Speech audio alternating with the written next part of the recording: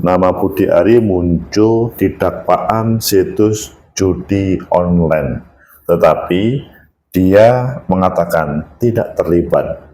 Bagaimana menurut kalian? Apakah ini sebuah pengakuan yang sebenarnya sehingga itu ya tidak sengaja atau rekayasa saja, atau ini adalah sebuah dramaturgi yang akan terungkap sebuah peristiwa yang membahayakan? Bagaimana menurut kalian? Menurut analisis saya,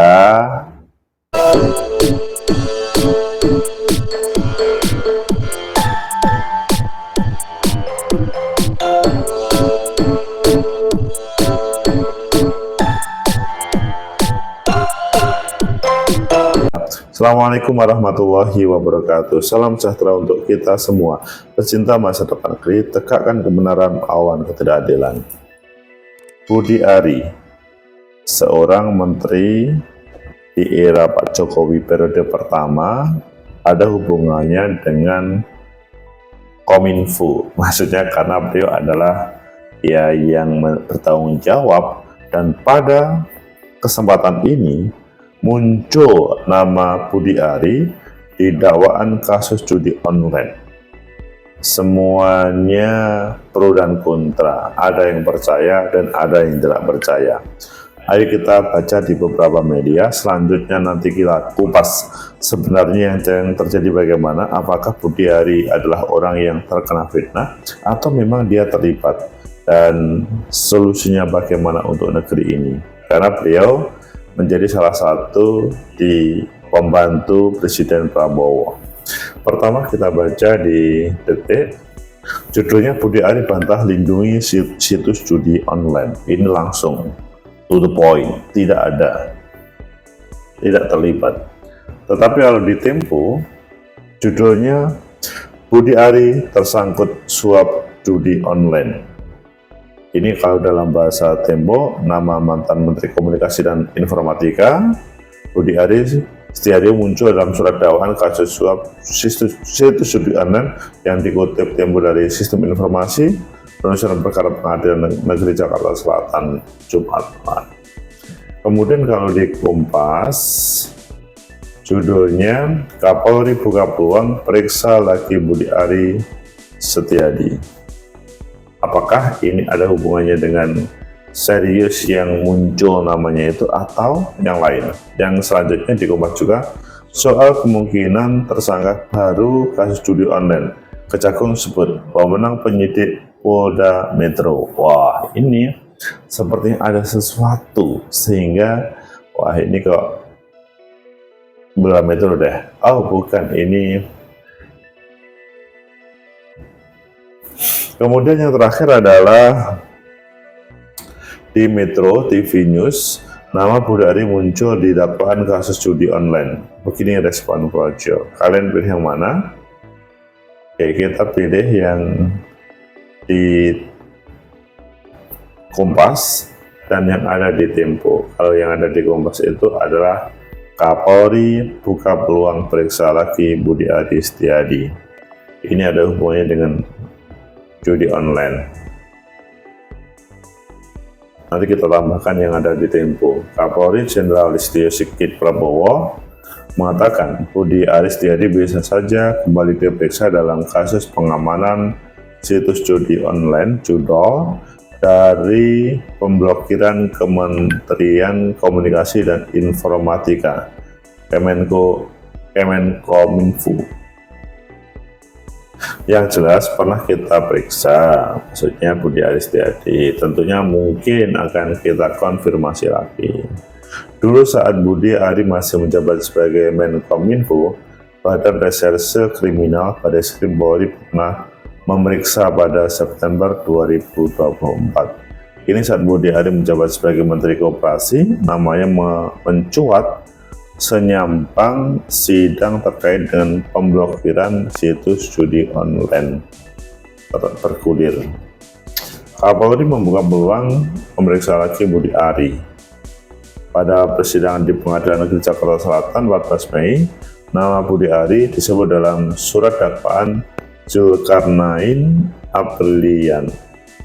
Apriliantoni dalam surat dakwaan nomor register PDM 32 sekian ada uraian persentase jatahnya masing-masing dari praktek penjagaan situs judi online.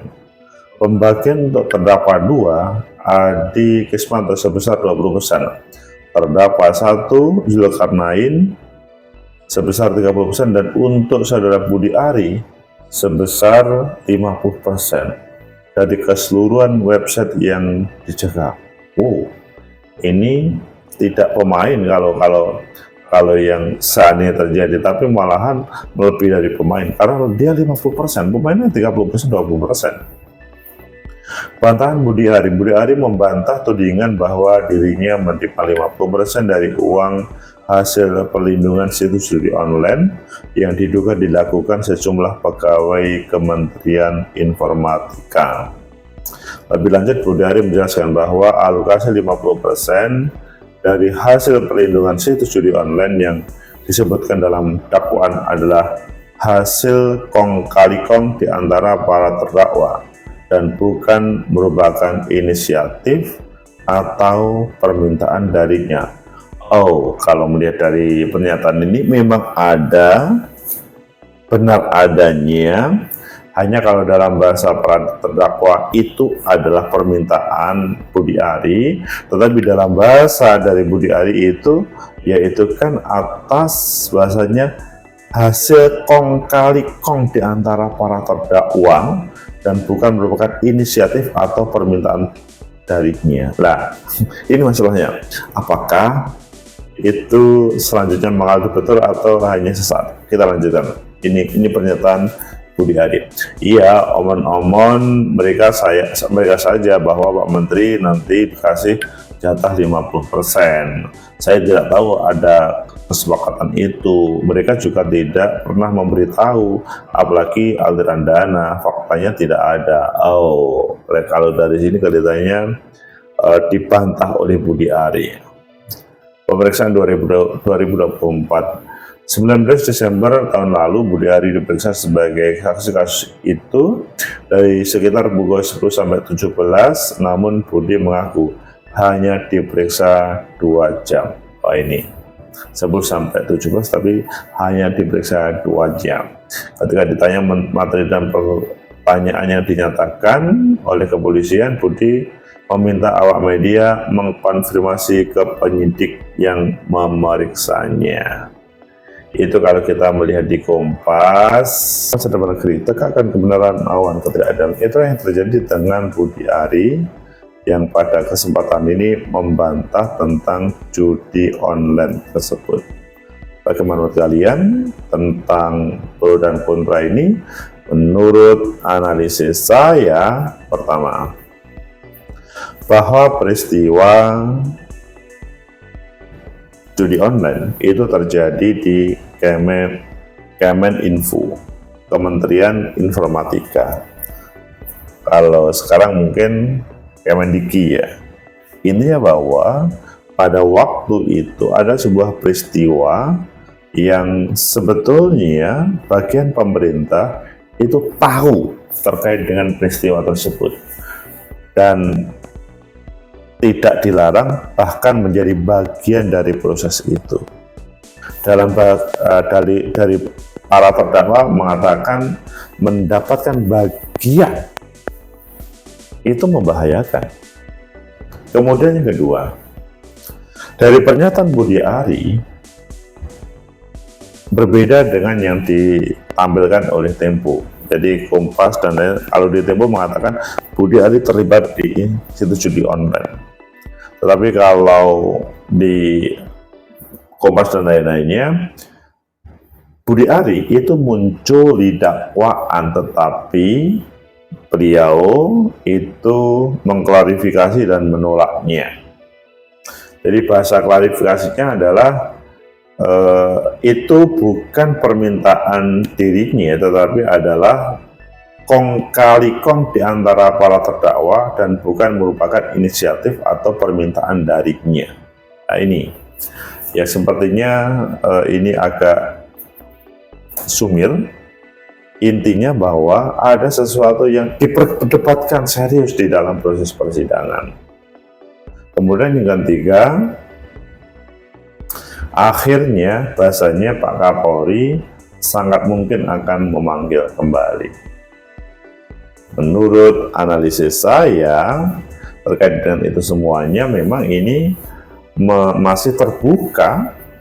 Jadi dari pernyataan Budiari, dia itu tidak terlibat. Tapi dari semacam berita acara, nah itu yang dipertanyakan. Jadi ingat pernyataan Budiari bahwa 50% itu yang disampaikan oleh para terdakwa yang di judi online itu hasil kong kali kong di antara para terdakwa dan bukan merupakan inisiatif atau permintaan darinya.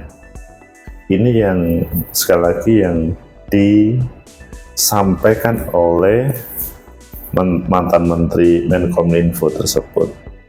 Ya, kalian boleh percaya kepada para terdakwa, boleh percaya yang disampaikan oleh Budiari, karena pada kesempatan ini kita masih belum ada sebuah keputusan dari hakim persidangan di Jakarta tersebut. Pecinta masa depan negeri, tegakkan kebenaran, lawan ketidakadilan. Tapi kalau Pak Kapolri menyampaikan sangat mungkin akan dipanggil lagi, ya semua everything is possible. Menurut saya ini tergantung pada bagaimana di persidangan tersebut. Apakah akan selanjutnya memperlihatkan terkait dengan sesuatu meyakinkan terhadap para terdakwa, atau sebaliknya akan memojokkan Pak Menkominfo tersebut, meskipun akhirnya ini Barreskrim, ini Polda Metro yang akan memproses selanjutnya. Tetapi bahwa penegak hukum, apakah Polda Metro atau Barreskrim Polri, akan memprosesnya kalau ada semacam indikasi dalam proses persidangan yang diungkap itu lebih menguatkan. Tetapi kalau tidak, maka ya tidak akan diperiksa lagi. Jadi sifatnya itu bisa untuk menguatkan dalam proses persidangan tersebut, atau ada babak baru terkait dengan kasus mantan Menteri Perekonomian, mantan Menteri Komunikasi dan Informatika tersebut. Pecinta masa depan negeri, tegakkan kebenaran, lawan ketidakadilan. Ini harus diakhiri dengan yang sebenar-benarnya, supaya tidak ada misalkan fitnah pasca keputusan ini. Baik misalkan ya ini murni dari rekayasa para terdakwa, atau sebaliknya, atau ya ada keterlibatan. Jadi hakim ditunggu oleh seluruh rakyat Indonesia untuk menghadirkan keadilan, sehingga tidak ada yang terkena fitnah, atau tidak ada orang yang tidak mendapatkan keadilan di negeri ini. Semoga bermanfaat, semoga tidak merembet yang lainnya, bahwa ada pro dan kontra terkait dengan jurnalisme sebuah media itu normal, tetapi bahwa semuanya akan clear ketika ada proses persidangan dan endingnya akan menjadi pijakan semuanya. Semoga bermanfaat. Like, subscribe, comment, and share. Sampai jumpa.